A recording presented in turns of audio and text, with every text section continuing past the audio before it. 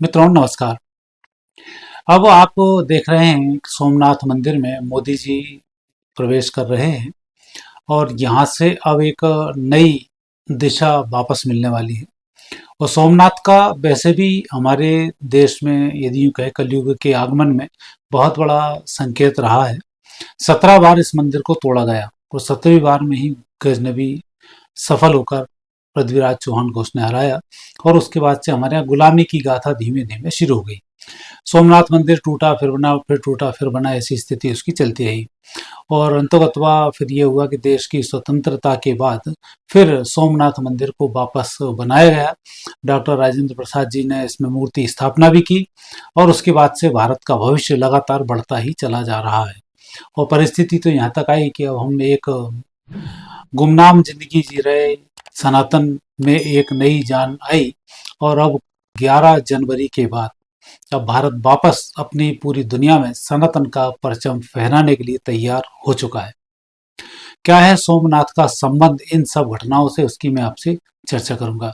तो सबसे पहले देखते हैं सोमनाथ की वो कुंडली जबकि इस मंदिर में मूर्ति की स्थापना डॉक्टर राजेंद्र प्रसाद जी तत्कालीन जो राष्ट्रपति थे उनके द्वारा की गई।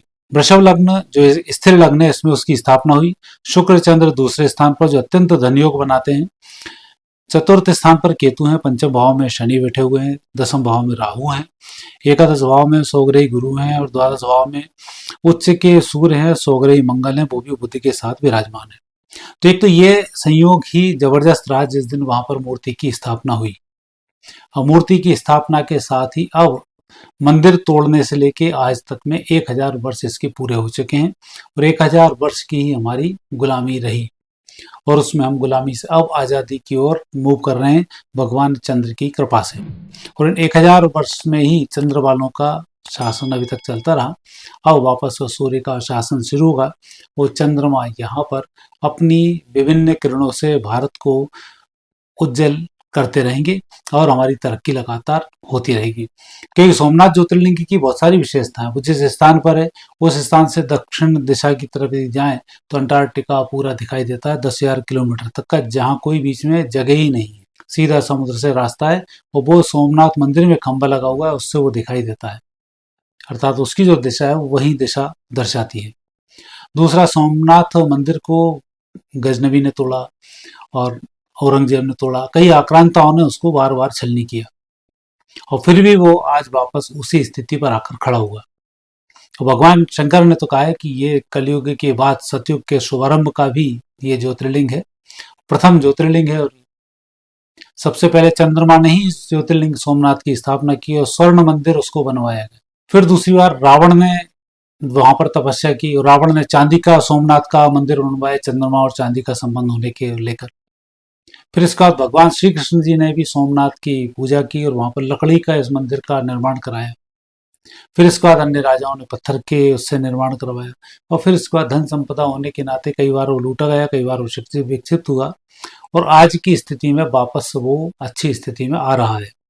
और देवी अहिल्याबाई को तो वरदान था कि उनसे साक्षात्कार शिव जी का होता था और जहां जहां उनको साक्षात्कार हुआ उन ज्योतिर्लिंगों की उन्होंने स्थापना करवाई।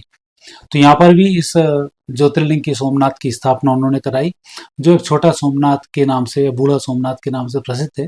वो मंदिर वहां पर पास में ही है और मूल स्वरूप कहा जाता है कि वहीं पर विराजमान है। और अब इसकी स्थापना जो हुई है वो स्थापना टूटने के बाद इस देश के तत्कालीन प्रधानमंत्री जवाहरलाल नेहरू नहीं चाहते थे कि यहाँ पर सोमनाथ मंदिर का जीर्णोद्धार हो, क्योंकि उनके मन में पाप भरे हुए थे, लेकिन प्रकृति को कुछ और मंजूर था। वहीं सरदार वल्लभ भाई पटेल जी ने उसका संकल्प लिया और संकल्प लेने वाले में जितनी शक्ति होती है काम उतना ही तेज होता है और यही कारण है कि सोमनाथ मंदिर वापस तैयार हुआ और तत्कालीन राष्ट्रपति डॉक्टर राजेंद्र प्रसाद जी ने उसमें मूर्ति की स्थापना की। और मूर्ति की जो स्थापना का विशेष दिन था वह दिन था 11 मई 1951। उसी की मैंने आपसे कुंडली बनाकर चर्चा की। और अब स्थिति आपने देखा 51 से लेकर अभी तक क्या क्या स्थिति घूमती रही।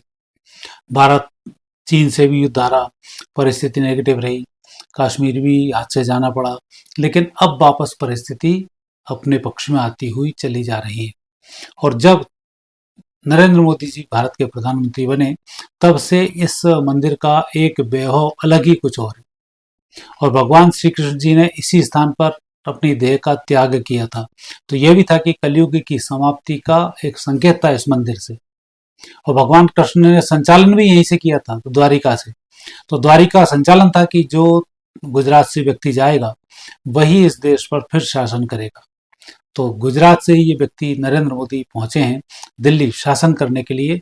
और अब दिल्ली पूरी दुनिया पर शासन का केंद्र बनने वाली है आने वाले समय में। यह भी वही संकेत है, क्योंकि जब हम महाभारत को पढ़ते हैं, महाभारत पर्व को पढ़ते हैं और गीता का अध्ययन करते हैं, भागवत का अध्ययन करते हैं, तो ये मालूम पड़ता है कि भगवान कृष्ण ने जैसे जैसी लीलाएं की हैं वैसी लीलाएं भारत के साथ हो रही हैं। आक्रांतों ने लगातार लगातार लूटते रहे और हिंदू सिकुड़ते चले गए, यहूदियों को लूटते गए, यहूदी सिकड़ते गए, इधर उधर भागते चले गए। लेकिन अब यहूदी सब इकट्ठे हो गए हैं, यरूशलेम के नाम पर वो इकट्ठे हो गए हैं, भगवान श्री राम के नाम पर सभी हिंदू इकट्ठे हुए हैं। और दूसरा, सोमनाथ जी के नाम पर जो चंद्र हैं, जो भगवान का मन है, तो उनके नाम पर अब सोमनाथ जी की स्थापना हो रही है। और 11 जनवरी 2026 को यही मोदी जी जाने वाले हैं और यहाँ से स्वाभिमान पर्व का शिलान्यास भी होगा, या यूं कहें स्वाभिमान पर्व की शुरुआत भी होगी, या यूं कहें कि स्वाभिमान पर्व यहाँ से अब पूरी दुनिया में फैलने वाली है इसकी समस्त किरणें। तो जो 11 जनवरी की कुंडली बनती है सुबह की, उसमें धनु लग्न है, सूर्य बुध शुक्र मंगल लग्न स्थान पर विराजमान है, राहु तीसरे स्थान पर है, शनि चतुर्थ भाव में है, केतु हैं भाग्य स्थान पर और चंद्रमा है एकादश स्थान पर। तो ये जो ग्रह योग बन रहे हैं, ये ग्रह योग भी अब भारत की कुंडली के साथ तालमेल बैठाते हुए दिखाई देते हैं। और ये संकेत मिल रहा है कि इस स्वाभिमान पर्व के बाद भारत अब विश्व विजय की ओर चलने वाला है। तो भगवान सोमनाथ जी की कृपा से, चंद्र की कृपा से ही यह सब कुछ संभव हो रहा है। और आने वाला जो समय है, जो विशेष रूप से अपने तिरंगा पे चंद्रमा देखना चाहते थे, अब ये चंद्र उनके चंद्र को मिटाने वाले हैं और भारत की स्वाभिमान यात्रा बहुत तेजी के साथ आगे बढ़ने वाली है। और इन सब संकेतों को यदि हम देखते हैं तो इस कुंडली के लग्न स्थान पर 4 ग्रहों का जो योग बन रहा है, ये योग बहुत ही जबरदस्त योग है। सूर्य बुध शुक्र और मंगल सूर्योदय के समय में धनु लग्न में है। तो ये भी एक संकेत, बहुत ही शुभ संकेत है कि ऐसे समय में जब हम 1951 मूर्ति की स्थापना होती है और अब जो समय चल रहा है 2026 का, इस समय में यहाँ से स्वाभिमान यात्रा निकलती है। तो इन दोनों की जो टाइमिंग्स हैं, उस टाइमिंग्स के संकेत हमें यह प्रदान कर रहे हैं कि आने वाले समय में अब भारत के भाग्य को कोई भी नहीं रोक पाएगा। क्योंकि जब भी युद्ध होता है तब समस्त देवी देवता आकर ही इस युद्ध का नेतृत्व करते हैं, चाहे हमारे अभी तक के कोई भी युद्ध क्यों नहीं हुए हों। ऐसी स्थिति में अब जो विजयश्री की प्राप्ति होगी उसमें भारत का सर्वाधिक योगदान होगा और सनातन धर्म की जो ध्वजा है वो अब लंबे समय तक फहरने वाली होगी।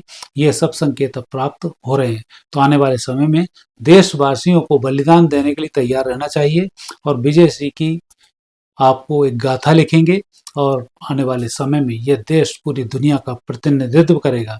इसलिए अब डरे नहीं, सिंह की तरह गरजें और भारत के उज्जवल भविष्य की हम सभी भी कामना करते हैं। भारत आने वाले समय में इन ग्रहयोग के संकेत हैं कि उज्जवल भारत का भविष्य होने वाला है। मित्रों, आज इतना ही, फिर नए विषय के साथ आपसे आगे भेंट होगी। आज्ञा दीजिए, नमस्कार।